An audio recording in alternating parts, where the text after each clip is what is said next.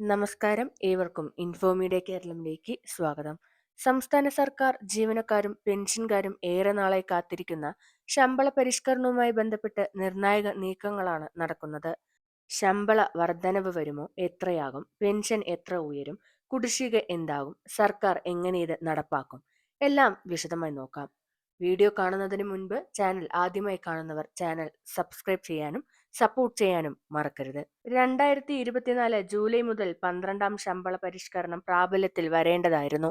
എന്നാൽ സംസ്ഥാനത്തെ സാമ്പത്തിക പ്രതിസന്ധി കാരണം ഇതു സംബന്ധിച്ച തീരുമാനം നീണ്ടുപോയി. ശമ്പളവും പെൻഷനും നൽകാൻ വലിയ തുക ചെലവാക്കുന്നതിനാൽ സർക്കാർ അതീവ ജാഗ്രതയോടെയാണ് മുന്നോട്ടു പോകുന്നത്. സാധാരണ ശമ്പള കമ്മീഷനുകൾ റിപ്പോർട്ട് സമർപ്പിക്കാൻ 10 മുതൽ 14 മാസം വരെ സമയമെടുക്കും. ഈ നീണ്ട നടപടിക്രമം ഒഴിവാക്കാനാണ് ശമ്പള കമ്മീഷന് പകരം ഉദ്യോഗസ്ഥ സമിതിയെ ചുമതലപ്പെടുത്തുന്നത്. ധനകാര്യ വകുപ്പ് അഡീഷണൽ ചീഫ് സെക്രട്ടറിയുടെ നേതൃത്വത്തിലായിരിക്കും സമിതി പ്രവർത്തിക്കുക. ഇതിലൂടെ വേഗത്തിൽ തീരുമാനമെടുക്കാനാകുമെന്നാണ് വിലയിരുത്തൽ. സർക്കാർ ജീവനക്കാരുമായി ബന്ധപ്പെട്ട വിഷയങ്ങളിൽ ഇനി കൂടുതൽ സമയം കളയാൻ കഴിയില്ലെന്ന നിലപാടിലേക്കാണ് സർക്കാർ എത്തുന്നത്. അതുകൊണ്ടാണ് ശമ്പള പരിഷ്കരണവുമായി ബന്ധപ്പെട്ട പ്രഖ്യാപനങ്ങൾ വേഗത്തിലാക്കാൻ നിർദ്ദേശം നൽകിയിരിക്കുന്നത്. കഴിഞ്ഞ ശമ്പള പരിഷ്കരണത്തിൽ 28% ക്ഷാമബത്ത അടിസ്ഥാന ശമ്പളത്തിൽ ലയിപ്പിച്ചു. അതിനുശേഷം അതിന്റെ 10% കൂടി വർദ്ധിപ്പിച്ചു.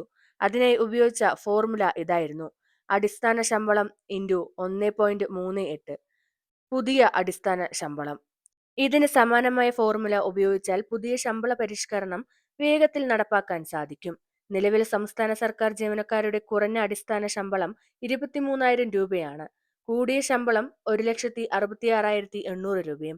പെൻഷൻ വിഭാഗത്തിൽ കുറഞ്ഞ പെൻഷൻ 11,500 രൂപ, കൂടിയ പെൻഷൻ 84,000 രൂപയും. ഇതിൽ തന്നെയാണ് ഇനി മാറ്റം പ്രതീക്ഷിക്കുന്നത്. ആളോഹരി വരുമാനത്തിൽ നിന്നുള്ള 2,178 രൂപയും നിലവിലുള്ള 31% ക്ഷാമബത്തയായ 7,130 രൂപയും അടിസ്ഥാന ശമ്പളത്തിലേക്ക് ചേർത്താൽ കുറഞ്ഞ ശമ്പളം ഏകദേശം 32,300 രൂപയായി ഉയരും. അതുപോലെ കുറഞ്ഞ പെൻഷൻ 16,150 രൂപയായി മാറാനും സാധ്യതയുണ്ട്. ഇതോടൊപ്പം വിവിധ അലവൻസുകളിലും വർധന പ്രതീക്ഷിക്കാം. കഴിഞ്ഞ ശമ്പള പരിഷ്കരണത്തിന്റെ കുടിശ്ശിക 4 ഗഡുക്കളായി നൽകുമെന്ന് നേരത്തെ അറിയിച്ചിരുന്നു. ഇതിൽ ഇനിയും 2 ഗഡുക്കൾ കൂടി നൽകാനുണ്ട്. പുതിയ ശമ്പള പരിഷ്കരണം വരുമ്പോൾ കുടിശ്ശികയുടെ കാര്യത്തിലും വ്യക്തത വരും. നിലവിൽ ശമ്പളവും പെൻഷനും നൽകാൻ ഒരു വർഷം ചെലവാകുന്നത് ഏകദേശം 72,000 കോടി രൂപയാണ്. ഇത് സംസ്ഥാനത്തിന്റെ ആകെ വരുമാനത്തിന്റെ ഏകദേശം 74% വരും.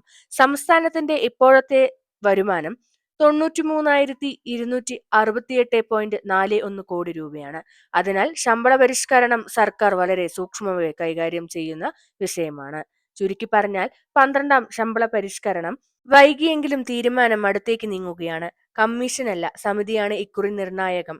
ശമ്പളവും പെൻഷനും വർദ്ധിക്കാനുള്ള സാധ്യതകൾ ശക്തമാണ്. അന്തിമ പ്രഖ്യാപനമാണ് ഇനി എല്ലാവരും കാത്തിരിക്കുന്നത്. ഇതുപോലെയുള്ള ഇൻഫോർമേറ്റീവ് വീഡിയോസിനായി ചാനൽ സബ്സ്ക്രൈബ് ചെയ്ത് സപ്പോർട്ട് ചെയ്യുക. താങ്ക്